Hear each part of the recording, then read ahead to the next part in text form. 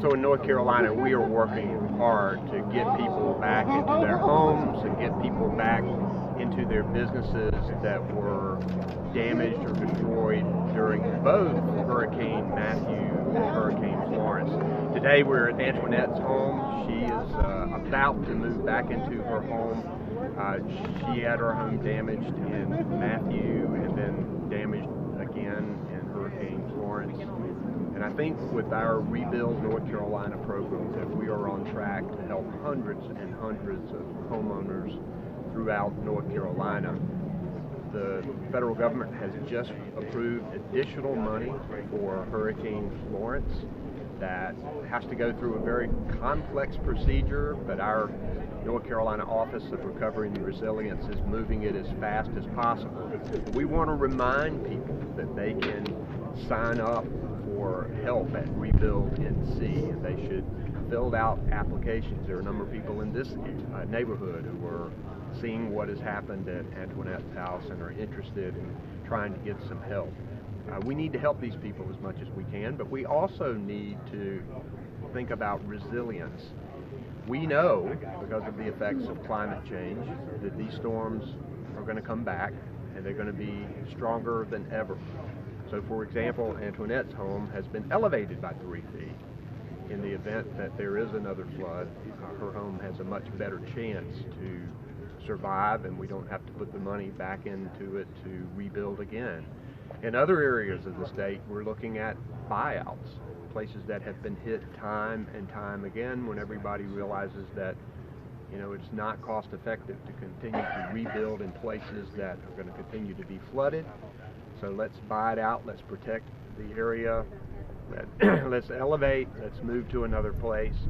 And a lot of those discussions are happening in our communities across North Carolina right now, and our Office of Recovery and Resilience is helping to facilitate those conversations and to help us make decisions about how to go from here.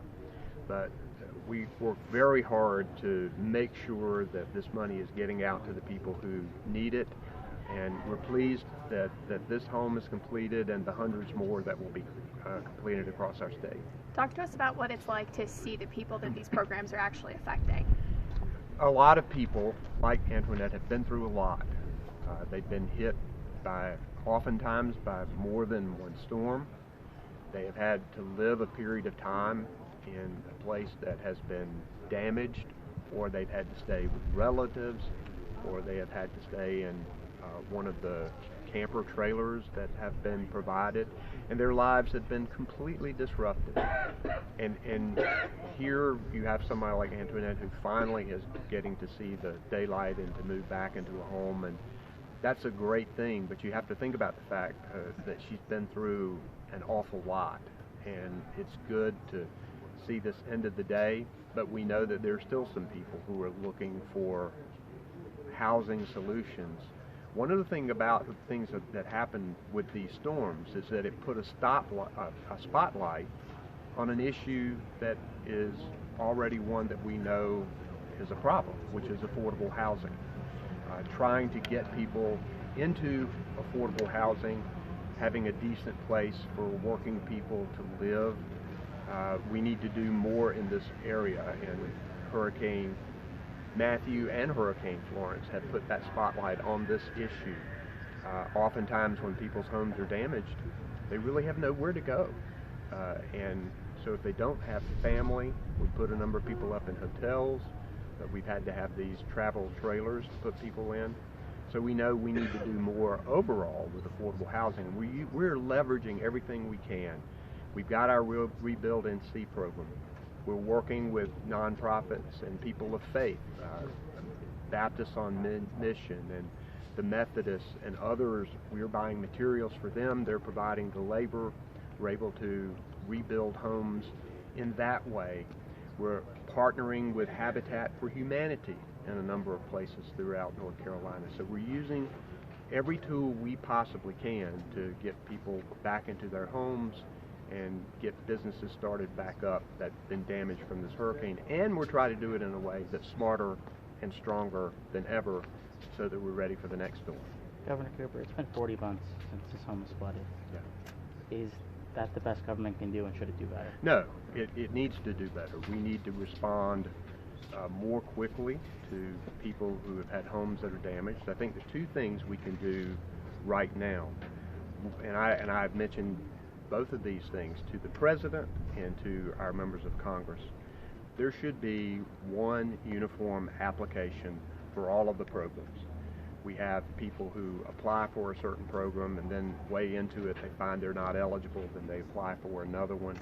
We should have one application that's FEMA, that's HUD, that has all of the potential places that people could recover.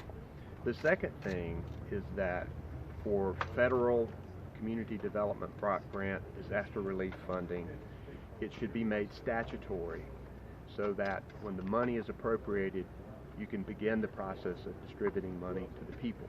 Right now, you have to post what's called a federal register, which takes a long time to put together. Then you have to have public hearings and discussions. And for example, Florence hit in 2018. We still don't have the authority to invest the money from Florence, even if we wanted to. We are right now poised. We have our plans ready to go as soon as we're giving the authority to begin the process. So it takes too long at the federal level. I think at the state level now, with the NCORE that we have set up and the team that we've set up who know how to get this going, we are ready to move from our perspective. But I think these federal adjustments need to be made, and we need to work all together on responding faster. And I think that's what's happening right now with Rebuild NC and with what we're doing at NCORE. We can take one more question. What is your overall impression after getting a tour of this home? Well, obviously she's got a great place to live now, and it's protected from future storms, and she's going to spread the word to other people. I think a number of people have suffered storm damage and they're a little discouraged at this point. And so there are ways now, particularly with Florence, if you've been damaged, go to Rebuild NC and begin the process of application, talk to the people there. We're going to have application centers that are open, and there's going to be a lot of help for people out there. We look forward to that. Thanks, Sean. Thank you, guys.